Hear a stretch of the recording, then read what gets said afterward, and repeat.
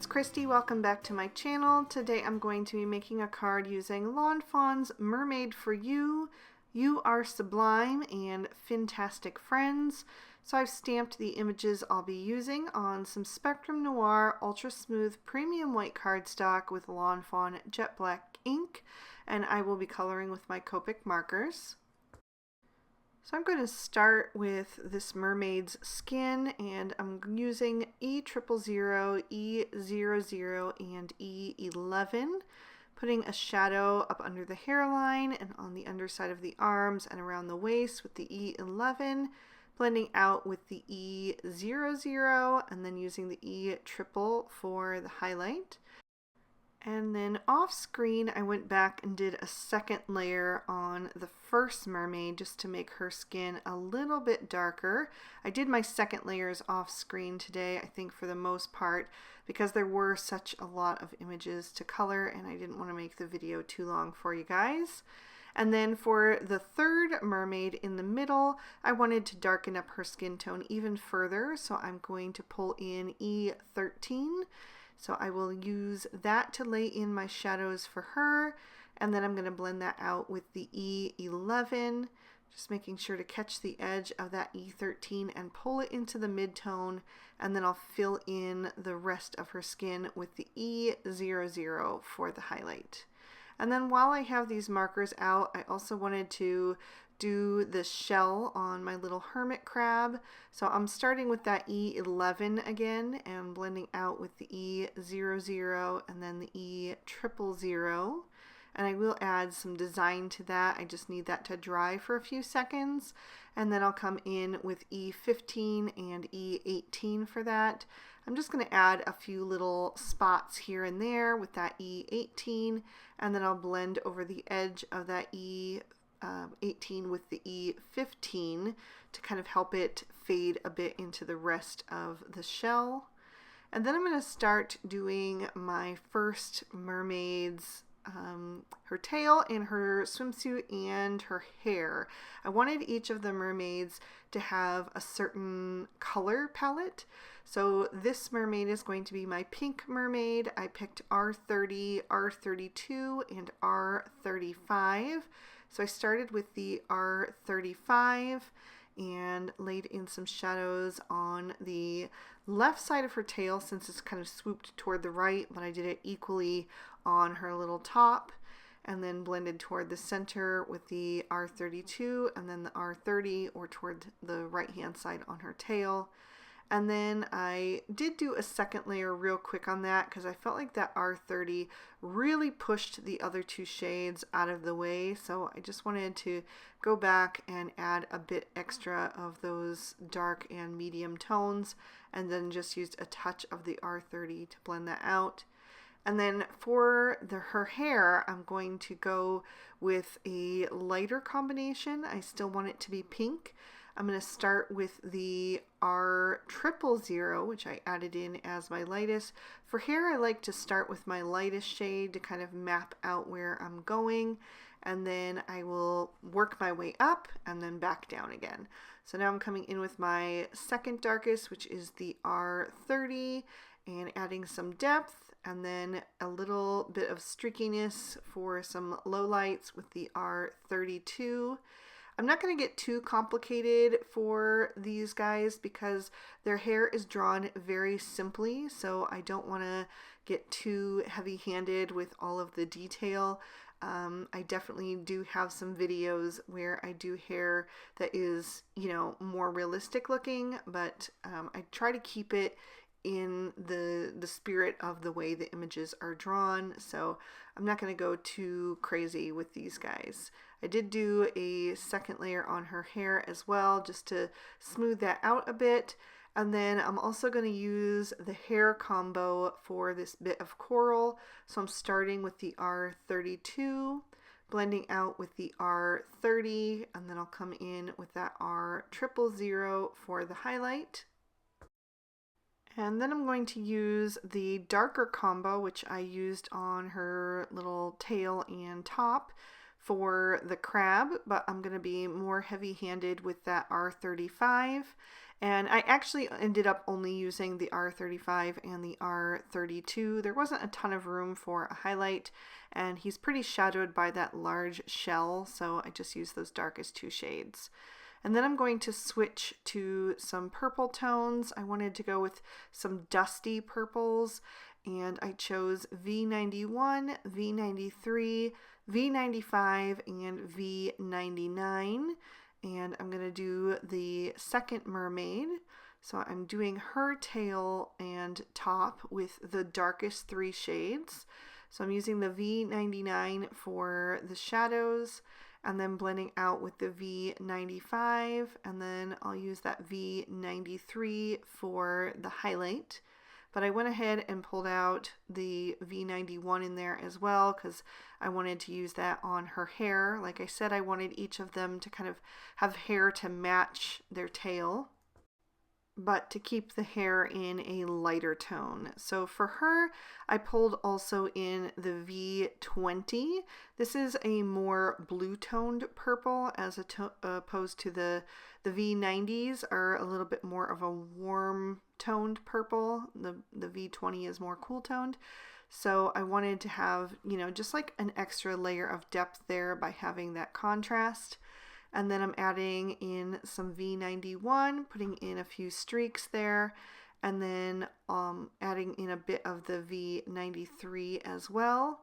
And then I'm going to go back down in the reverse to blend all of that out. And I think that V20 in there just really, really gave me a little something different to make her hair stand out. And I did go back with a second layer of those shades as well, just to give it a little bit more movement, especially since it's kind of swirling up and around her. And then I wanted to add in some other pops of these tones elsewhere. So I'm going to use the V90s on this little seahorse. So I started with the V99 once again for his shadows, and then blended out with the V95.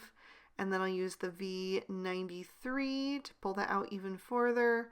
But I did save a little room on the top of his face and his belly for the V91 just to keep that a bit lighter, especially around the eye. And then I'm going to use the V20 for his little scales or fins or whatever they're called on his back. And then I'm also going to use these shades for the clamshell, but I skipped the V99. So I started with the V95, blended out with the V93, and then the V91 for that. And then I'm going to switch to more of those V20s just to give me another tone of that purple. So again, this is more cool toned. So I added in V25 and V28 to that V20 that I already had. And I'm going to do this coral plant over here, and just blending out with the shadows on like the inner parts where they are overlapping each other, and then the highlights on the outer edges. And I really didn't like how that blend looked with the first round either, so I did go back and do a second layer. So I guess I did leave it for most of the images after all. And then I'm going to also go up and do this skinny fish at the top left to tie in this cooler toned purple somewhere else. So I put the shadows down on the underside of the body and on the backs of the fins and tail, and then blended up with the lighter shades and use the V20 only on the body. And then I'm going to switch up to some dusty teal shades. I chose BG70, BG72, BG75, and BG78. And just like with the other two mermaids, I'm using the darkest three shades for the tail and the little bikini top. So I did the BG78 first, and then I'm blending out with the BG75. And then I'll come in with the BG72 for the lightest on that. And I'm going to finish blending out all the way to her tail. I'm not going to add in another lighter shade for her hair for this one though, because that BG70 is just about the lightest Copic shade there is. It's so super pale. So I'm starting with the BG70 and then adding in a little of that BG72, which is quite a bit of contrast compared to the BG70, even though it is a pale shade. So for her hair, I'm just using those two colors. And then I'm going to go back to that BG70 and really work over that BG72 to get that to blend.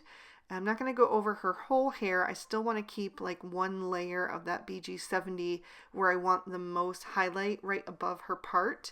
But on the areas where it's kind of like a mid-tone, I'm going to put a pretty heavy layer of that BG70 a second time.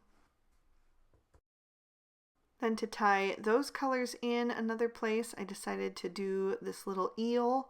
So I'm starting at the bottom with the BG78 again, and then blending up toward the top with the BG75.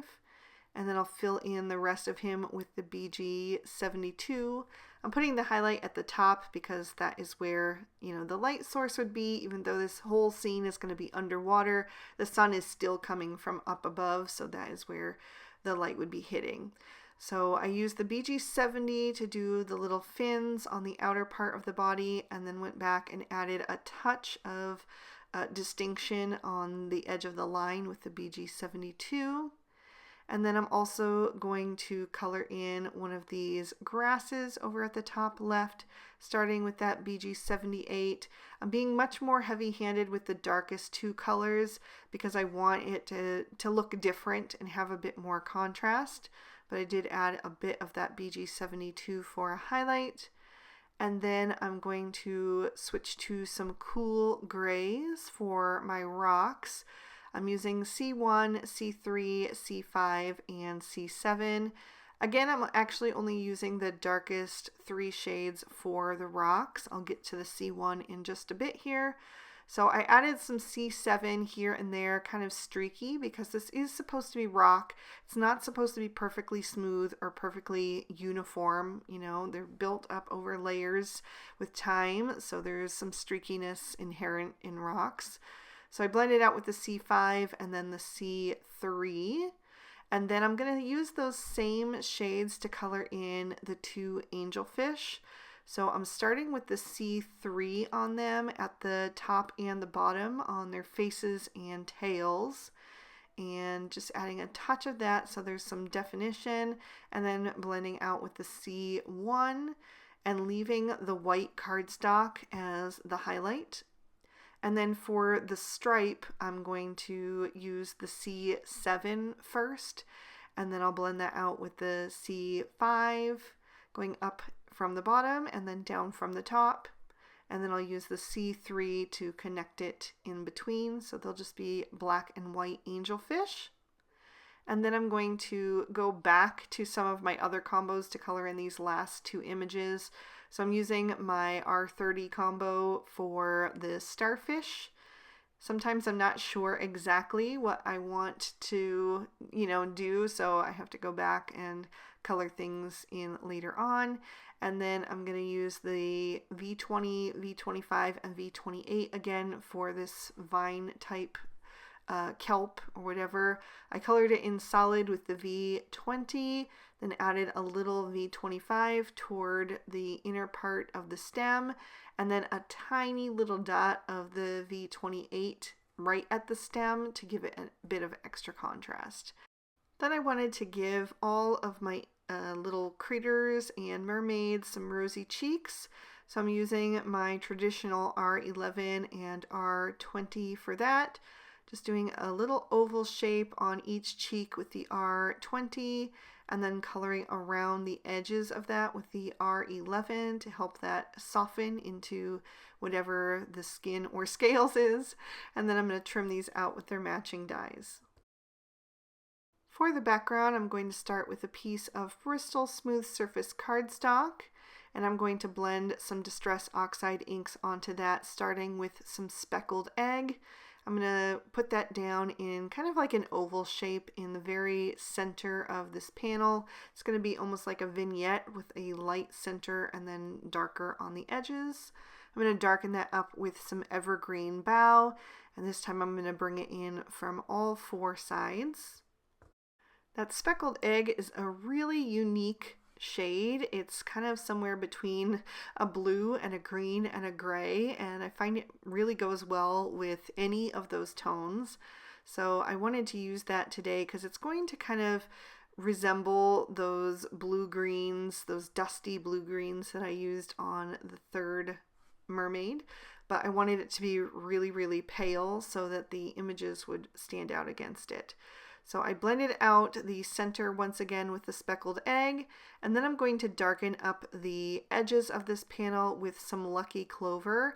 I want to be really careful not to get too heavy-handed with this, as it is a bit of a brighter green than what I would have liked, but I couldn't find the exact right tone in my arsenal of Distress Oxide inks. I would have liked something just a slight bit darker, but I didn't want something so dull as Rustic Wilderness. I wanted more of the blue-green tone. So anyway, it worked for what I needed it for, but I just wanted to be sure not to use too much of it. So I blended everything back out, and then I'm going to add some distressing by splattering some of the lightest and darkest shades. So I'm using the speckled egg and the Lucky Clover. I'm going to add some water to that on an acrylic block and stir that up with a thin paintbrush, and then I'll tap that off the side to create some little bubbles in the background. I do the lightest shade first and then the darker one, that way I don't have to clean my brush in between. And by tapping that off the edge of the block, I get a nice fine splatter. If you wanted larger drops, you could just shake it at the panel or tap it against your finger. And then I wanted to add some sparkle as well, so I'm going to add some liquid stardust to that. And I'm not going to even clean off my paintbrush because that's going to tint that liquid stardust to be a bit more of a green tone. So I'm going to splatter that all over the background as well. It's not super noticeable head on, but when you tip it into the light, it's very pretty. So I've created a card base out of some narwhal cardstock, and I want to cut a window into the front panel of it so that I can have like a little secret scene behind. So I'm going to take one of the Lawn Fawn circle stackables and tape that into place in the center. And then I've got a piece of storm cloud cardstock, and I'm going to die cut one of the porthole frames out of that, run those through my die cutting machine, and then I'm going to glue that porthole frame around the opening of the window. And the opening of the window is slightly larger than the opening of the porthole frame, so I will have to kind of turn this over and make sure that I have that lined up nice and straight, and then I'm going to rub off any glue that is kind of hanging over the edges because I don't want this to accidentally seal my window shut to the back of the card. So then I'm going to pop that card base in my MISTI so I can stamp my sentiment, and I'm doing that in some Storm Cloud ink from Lawn Fawn. And I'm stamping out the sentiment that says Best Fishes. So I'm going to just press that into place using my Twiddler's Nook Pressure Pal. And that stamped pretty good the first time, but I decided to do it one more time just to make sure it was really nice and bold. And then I'm going to take that background piece, and I have trimmed that down with one of the outside in stitch rectangle stackables, and I'm going to glue that to the inside of my card. And it's going to give me a little bit of a border on the outside edges to just make it look a bit more finished and professional. Then I'll bring in my images and start to build the scene.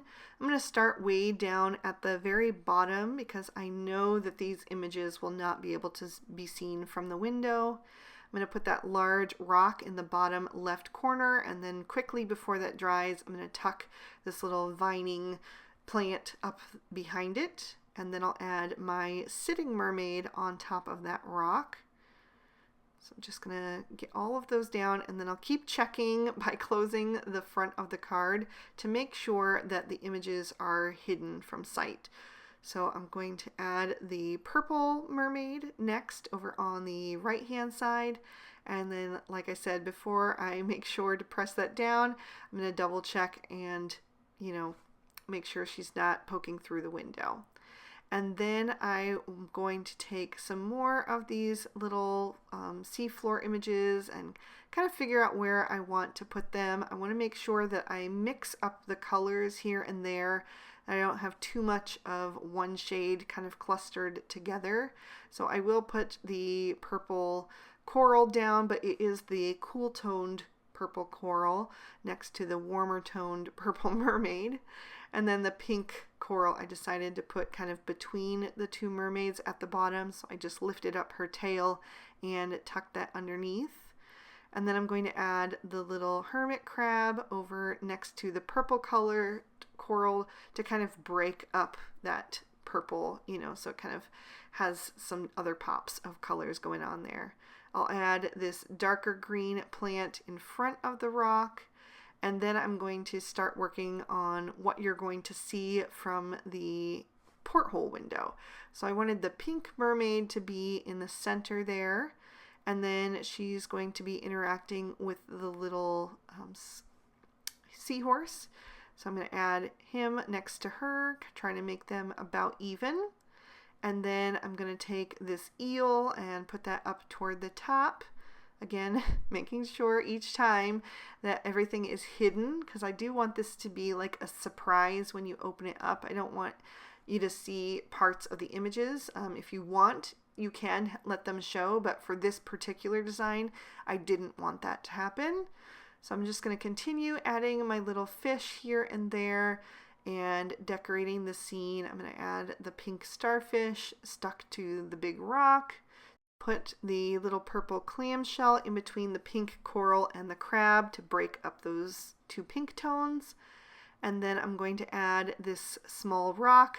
I tried to push the purple coral up, but it's too late. That glue dries really fast, but it was fine. It still makes a cute little cluster down at the bottom.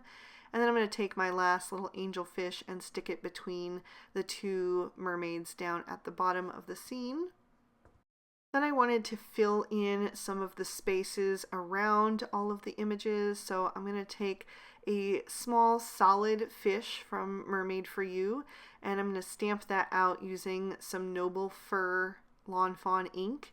And I'm just going to put some here and there, kind of wherever I think that they would look nice, kind of filling in the different gaps there. And the fish has the eye pretty much in the center, so you can actually just flip it upside down and make it go the other direction. So I put some on the left and some on the right. And some of them you'll be able to see through that porthole window, and that kind of gives you another clue that there's more to see when you open the card. So the outside was looking a little bit plain. I wanted it to look like you are inside a submarine or some kind of metal ship, and you're looking through the porthole to the ocean beyond, but it was just looking a little too plain. So I decided to take some T markers. I used T1, T3, and T0, and just put a little line on either side of the porthole to kind of create the look of sheet metal coming together. And it looks a little bit funny now, but I'm just making sure to put that line in the center with the darkest shade and then blend it out so you get that gap. But as that ink dries back, it's going to look more realistic. I did another line with the T3, the darkest shade, and then I added a little of the 0 marker, the colorless blender, to just soften the edges of the T1.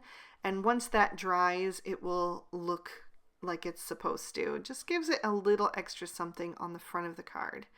And then I wanted to add a bit of glitter, so I'm going to grab my Stardust Stickles and add that to my mermaid's top and her tail, and also to my little seahorse.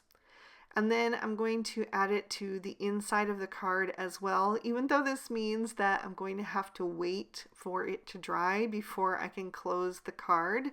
but I'm going to add it to my different fish, to my eel, to all of my little mermaids on their tops and their tails, and also to the little starfish and the clamshell, just here and there, so that you get a nice bit of sparkle as you tip the card into the light, something that will really draw your eye. And you might notice that there's no inside sentiment on this card. I decided to just leave the scene, and then I can write my message to the recipient on the back of the card for this one. Or if you didn't want to do that, you could just tuck a note inside on a separate piece of paper. So there is the final card. You can see the inside there. I really hope you enjoyed this one. If you did, please be sure to hit that like button and subscribe. Ring that notification bell so you never miss a video. All of the products that I used today will be listed and linked in the description bar below. And if you'd like to keep watching, here are 2 extra videos that I thought you might also enjoy. I want to thank you so much for spending your time with me today. I hope you had a good one, and I'll see you next time. All right, bye-bye.